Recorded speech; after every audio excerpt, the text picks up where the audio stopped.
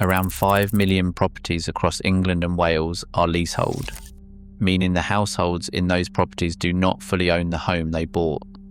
They own the right to occupy the property for the remaining lease term. When that term runs low, the property becomes hard to mortgage, hard to sell, and increasingly expensive to live in. Leasehold is not a niche legal form.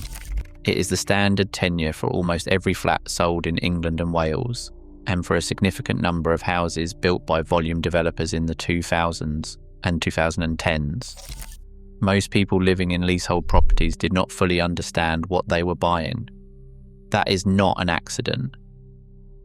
A leasehold purchase does not deliver the bricks, the land, or the building itself.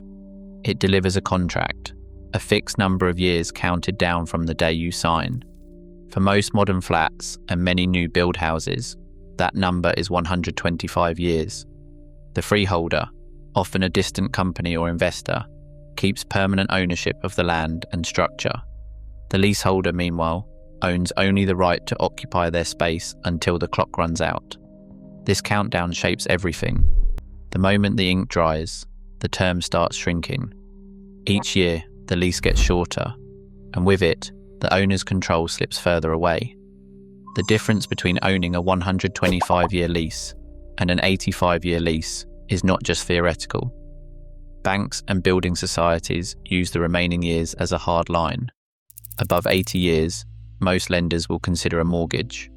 Below that, the list of willing banks shrinks.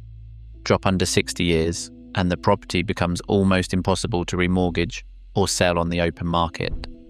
The leaseholder is left with a home that, on paper, looks owned, but in practice is running out of time. A solicitor puts it plainly: you are not buying the flat. You are buying the right to live there for a set number of years. When the lease runs out, the property goes back to the freeholder. This structure is not a quirk of old law, but the standard model for millions. Land Registry records show the 125-year lease as the default for flats sold across England and Wales since the early 2000s. The years tick down, silently, for every leaseholder. The reality is simple but rarely explained. You own the years, not the walls. The reforms are coming. But for most leaseholders, the trap was sprung long before the government decided to look for the key. Everyday life in a leasehold flat or house is shaped by a steady stream of extra costs that catch many owners off guard. The moment a leaseholder wants to make even a minor change, fitting a new kitchen, swapping out windows, or adding a satellite dish, a permission fee can land on the doormat. These charges, set by the freeholder or their agent, rarely reflect the actual cost of processing a request. Instead, they act as a toll for using the property in ways most people would assume are their right. Surveys of leaseholders show that a single permission can cost anywhere from £200 to £500, and there is no upper limit set by law. The fee is due whether the request is granted or refused, and it applies to everything from knocking through a wall to keeping a pet. Beyond the permission fees, there is the looming cost of extending the lease itself. As the lease term shortens, the price to add years back on rises sharply. The calculation is complex, involving the property's value, the ground rent, and a premium paid directly to the freeholder. For many flats, the bill for a standard extension runs into the tens of thousands of pounds, money that must be found just to keep the home mortgageable and saleable. This is not a one-off surprise, but a built-in feature of the system. The cash starts flowing out from day one, and the obligations only increase with time. Leaseholders find themselves budgeting not just for repairs or improvements, but for the right to make decisions about their own home. The financial pressure is quiet but relentless, and for many, it begins before they have even unpacked the boxes. A lease that starts with a ground rent of £250 might seem manageable at first, but the contract often contains a hidden formula. The rent doubles every 10 years. By year 10, it is £500. By year 20, it is £1,000. By year 30, it is £2,000. The numbers climb, not by inflation, but by design, a geometric curve that outpaces wages, prices, and common sense. For many, this escalation only becomes real when they try to remortgage or sell. Lenders have drawn their own red lines. Most will not approve a mortgage if the ground rent is set to exceed £250 a year outside London, or £1,000 in the capital, at any point during the term. The doubling clause pushes the property over that threshold, sometimes within a single ownership cycle. The lease length is just as unforgiving. Once the term drops below 80 years, the pool of willing lenders shrinks dramatically. Below 60 years, a mortgage is almost impossible to secure. Properties that once seemed like solid investments become stranded, unsellable except at a steep discount, or to a cash buyer willing to gamble on future reforms. The market for these homes freezes, trapping owners inside contracts that become less valuable every year. Jo Darbyshire, who bought her house in Bolton in 2010, describes how her ground rent, £295 at the start, would double every 10 years. When she tried to sell, buyers walked away as soon as their solicitor read the lease. No bank would lend. The sale collapsed. She was left with a home that looked normal on paper, but was, in her words, virtually unsellable. This is not an isolated story. Lender policy documents spell out the risk, and the numbers do the rest. The leasehold system turns a manageable annual charge into a compounding liability, and a time-limited asset into a permanent trap. The reforms are coming, but for most leaseholders, the trap was sprung long before the government decided to look for the key. Developers did not stumble into the leasehold trap by accident.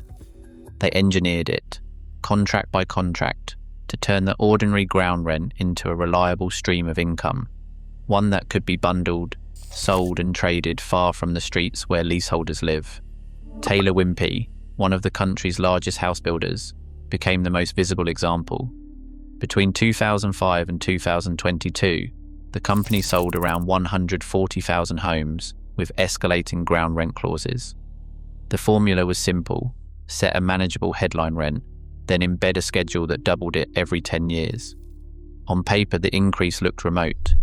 In practice, it guaranteed that the rent would outpace wages, property values, and common sense. Once these contracts were signed, the ground rents were packaged together and sold on to investment funds. For the investors, this was a gold mine: predictable, long-term returns, immune to inflation and market shocks. For leaseholders, it was a slow-motion disaster. The moment a buyer tried to sell or remortgage, the clause surfaced. Lenders refused loans, buyers pulled out, and homes that should have been assets became liabilities. The Competition and Markets Authority found that this was not a niche issue. It was systemic, affecting tens of thousands of families up and down the country. Jo Darbyshire's story is echoed by thousands. She describes the exhaustion of fighting a contract she never truly understood, facing legal bills and collapsed sales, all because of a clause buried in the small print. The scale of the fallout forced Taylor Wimpey to set aside £130 million to settle claims and compensate affected leaseholders. But the damage had already been done. For every family that received a settlement, many more remained tied to contracts that siphoned money upward, year after year, with no realistic way out. This is the investor pipeline, a system where the financial pain of ordinary homeowners becomes profit for distant shareholders, and where the promise of home ownership is quietly hollowed out by legal design. The reforms are coming, but for most leaseholders, the trap was sprung long before the government decided to look for the key. Statutes and promises have arrived in waves, each one pitched as the breakthrough that would finally tip the balance back toward the homeowner. On the 1st of November 2022, the Leasehold Reform Ground Rent Act took effect, banning ground rent above a peppercorn on new long residential leases. For anyone buying a newly built flat or house after that date, the annual ground rent would be set to zero, at least on paper. But the law drew a sharp line between new contracts and the millions of existing leases already carrying their old obligations. For those caught in legacy arrangements, the countdown and escalating payments continued. The next milestone landed on the 24th of May 2024, when Parliament passed the Leasehold and Freehold Reform Act. This was billed as the most ambitious overhaul in a generation. It promised to ban the creation of new leasehold houses, strengthen leaseholders' rights to manage their buildings, and, crucially, cap ground rent for existing leases at £250 a year, or £1,000 in London. The Act also proposed to abolish the notorious 2-year ownership rule, which had forced leaseholders to wait 2 years before they could even apply to extend their lease or take over management. Under the new plan, this barrier would fall in January 2025, giving leaseholders the right to act from day one. The intention was clear: to stop the clock, flatten the bills, and restore some measure of control to those who had bought into the system in good faith. But a statute is only as strong as its implementation. Early optimism faded as the government revealed that key parts of the 2024 Act would not be enforced straight away. Freedom of information responses from the Housing Ministry pointed to delays in updating land registry systems and ongoing consultations with freeholder groups. The ground rent cap, so widely publicised, remained out of reach for millions as implementation was pushed back. Legal challenges from freeholder interests began to stack up in the courts, threatening to stall or water down the reforms even further. Katie Kendrick, a founder of the National Leasehold campaign, summed up the frustration. She said, "We have waited years for Parliament to act. The law is finally on the books, but the reality for leaseholders has not changed. On paper, the reforms are sweeping. In practice, the gap between statute and daily experience has never felt wider. The reforms are coming, but for most leaseholders, the trap was sprung long before the government decided to look for the key." Promises written into law do not translate into relief on the ground. The Leasehold and Freehold Reform Act of 2024, with its much publicised ground rent cap and new rights for leaseholders, entered the statute book with fanfare. But as the ink dried, the machinery behind the scenes began to stall. Freedom of information responses from the Housing Ministry revealed a bottleneck at the Land Registry. Its ageing IT systems could not process the volume of lease amendments required by the new rules. More than 1 million applications sat in a growing queue, with officials warning that the digital overhaul would not be finished before late 2027. For leaseholders waiting for their ground rent to be capped or their lease extension to be processed, the delay is measured in years, not months. Meanwhile, freeholder groups moved quickly to protect their interests. A consortium led by major investment companies challenged the government's power to cap ground rent on existing leases, arguing that such a move violated property rights under the European Convention on Human Rights. The case landed in the High Court in October 2025. The judgment was blunt. The public interest in ending exploitative lease terms outweighed the contractual expectations of freeholders. The government's power to reform was upheld, but the legal fight was far from over. Within 3 months, the freeholder group filed an appeal, pushing the next round of arguments into 2026 and leaving the reforms in limbo for everyone caught in the system. For leaseholders, the effect is a kind of suspended animation. The law has changed, but the bills keep coming. Ground rent caps, lease extension rights, and service charge reforms remain promises, rather than reality, blocked by a tangle of outdated technology and ongoing legal skirmishes. The gap between what Parliament announces and what leaseholders experience grows wider with every passing deadline. The reforms are coming, but for most leaseholders, the trap was sprung long before the government decided to look for the key. Service charge bills arrive each year with the authority of an invoice, but the clarity of a riddle. The breakdown lists cleaning, lifts, lighting, insurance, and management, yet the numbers rarely add up to what is actually paid. For many leaseholders, the difference is not small. Across thousands of flats built after 2010, the monthly service charge is quietly inflated by £50 to £150 above the real cost of maintaining the building. The reason sits in the fine print: insurance commissions. Managing agents often negotiate building insurance on behalf of the block, but the insurer pays a commission, sometimes as much as 15% of the premium, straight to the agent. That commission is then folded back into the service charge, undisclosed as a separate item, turning a necessary protection into a routine profit stream. A resident in a Manchester high-rise holds up her bill. The line for insurance is £1,200 for the year. But when she requests the underlying policy, she discovers £180 of that is commission paid to the managing agent, not the insurer. Multiply that by 100 flats, and the agent collects £18,000 for arranging a single policy. Leaseholders are told the figure is market standard, but there is no legal cap, no requirement to disclose the commission, and no practical way to challenge the sum unless you are willing to take the freeholder to tribunal. This is not a rare abuse, but a structural feature. The Competition and Markets Authority, in its 2021 review, found that hidden insurance commissions and opaque management fees are widespread, adding up to hundreds of pounds per flat each year.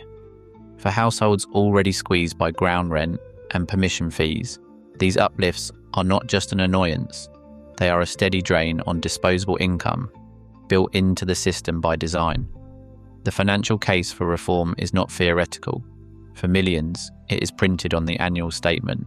The reforms are coming, but for most leaseholders, the trap was sprung long before the government decided to look for the key. The cap proposal, so often held up as the solution, arrives with its own small print. The draft bill sets a headline limit. Ground rent on existing leases will be capped at £250 a year, falling to a peppercorn, effectively zero, after 40 years.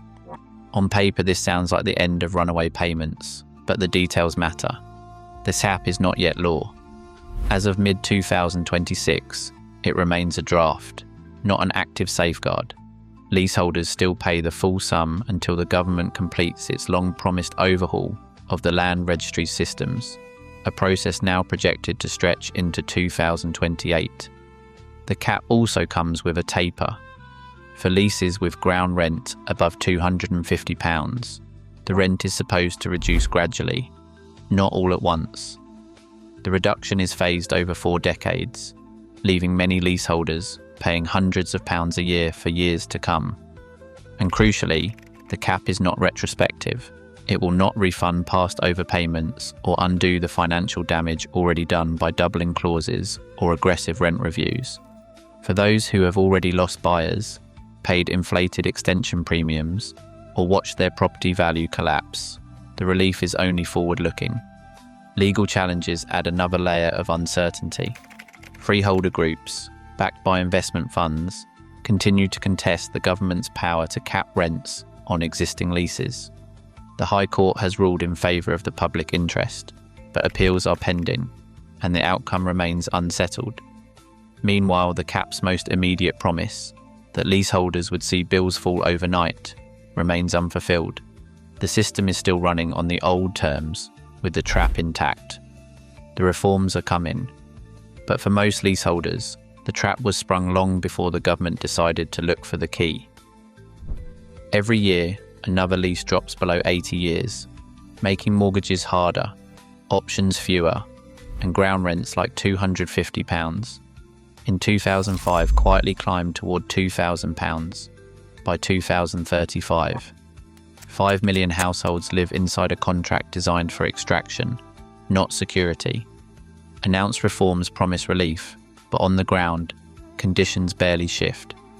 The reforms are coming, but for most leaseholders, the trap was sprung long before the government decided to look for the key.